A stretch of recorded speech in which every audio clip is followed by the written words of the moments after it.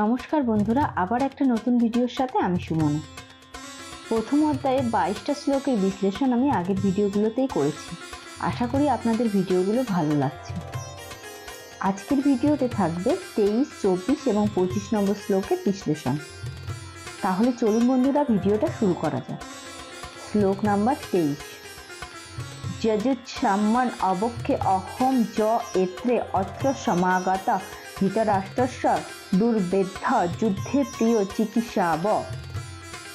এই শ্লোকে বলা হয়েছে, দুর্যোধন তার পিতা ধৃতরাষ্ট্রের সহযোগিতায় অন্যায়ভাবে পাণ্ডবদের রাজত্ব আত্মসাৎ করতে চেয়েছিলেন। তাই দুর্যোধনের পক্ষে যারা যোগদান করেছিলেন তারা সকলে একই ধরনের ছিলেন। তাই যুদ্ধ শুরু হওয়ার পূর্বেই অর্জুন দেখে নিতে চেয়েছিলেন দুর্যোধনের পক্ষে কারা যোগদান করেছে।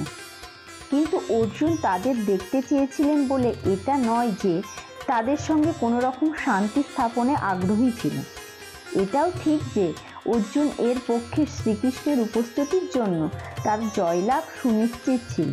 তবুও অর্জুন যুদ্ধ মোকাবেলা করার জন্য শত্রুপক্ষের শক্তি যাচাই করে নিতে চেয়েছিলেন। শ্লোক নাম্বার 24।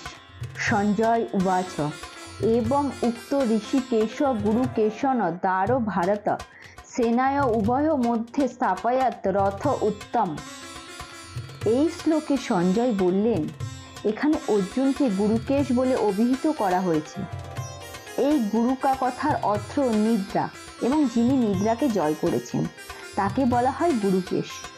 নিদ্রা অর্থাৎ অজ্ঞানতাকে বোঝায়। তাই শ্রীকৃষ্ণের বন্ধুত্ব লাভ করার ফলে অর্জুন নিদ্রা এবং অজ্ঞানতা উভয়ই জয় করেছেন। অর্জুন শ্রীকৃষ্ণকে পরম ভক্তরূপে অবিচল ছিলেন, কারণ সেটাই ভক্তের স্বভাব।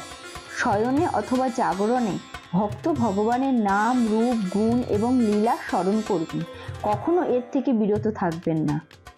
এইভাবে কৃষ্ণ ভক্ত সর্বদাই কৃষ্ণ চিন্তায় মগ্ন থেকে নিদ্রা ও অজ্ঞানতা জয় করতে পারেন। একেই বলা হয় কৃষ্ণ ভাবনা। ঋষিকেশ অর্থাৎ শ্রীকৃষ্ণ সমস্ত জীবের ইন্দ্রিয়গুলিকে এবং মনের নিয়ন্ত্রক হবার ফলে সৈন্যবাহিনীদের মধ্যে অর্জুনের রথ স্থাপন করার অভিপ্রায় বুঝতে পেরেছিলেন। এইভাবে শ্রীকৃষ্ণ অর্জুনের নির্দেশ পালন করার পর বললেন। শ্লোক নাম্বার 25। ভীষ্ম দ্রোণ প্রমুখত সর্বসমচ্চ মহিক্ষিতম উবাচ পার্থ পশ্য এতান সমবেতান কুরুন ইত। এই শ্লোকে শ্রীকৃষ্ণ বলেছিলেন, অর্জুনের মনের ভিতরে কি হচ্ছে সেটা তিনি বুঝতে পেরেছিলেন। সেই প্রসঙ্গে এই শ্লোকে ঋষিকেশ শব্দটি উল্লেখ করা মাধ্যমে বোঝানো হচ্ছে যে তিনি সবকিছুই জানতেন। এই শ্লোকে শ্রীকৃষ্ণ অর্জুনকেই পার্থ বলে সম্বোধন করেছেন। এই পার্থ বলার কারণ অর্জুন পৃথা বা কুন্তী পুত্র বলে তাকে এই নামে অভিহিত করা হয়।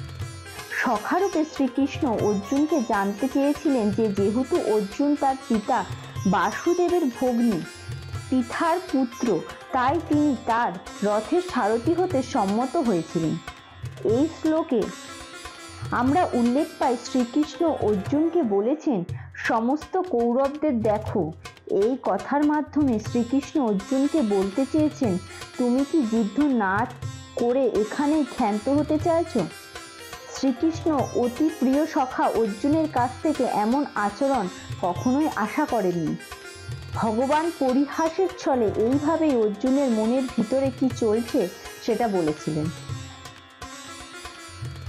তাহলে চলুন বন্ধুরা, আজকে হবে ভিডিওটা এই পর্যন্ত। আমার ভিডিওগুলো আপনাদের কেমন লাগছে লাইক কমেন্টের মাধ্যমে অবশ্যই জানাবেন। আর যে সকল বন্ধুরা ইউটিউব থেকে দেখছেন, যারা এখনও চ্যানেলটাকে সাবস্ক্রাইব করেননি, তারা অবশ্যই সাবস্ক্রাইব করে দেবেন। আর আমার ফেসবুক বন্ধুরা লাইক কমেন্ট আর ফলো করে দেবেন।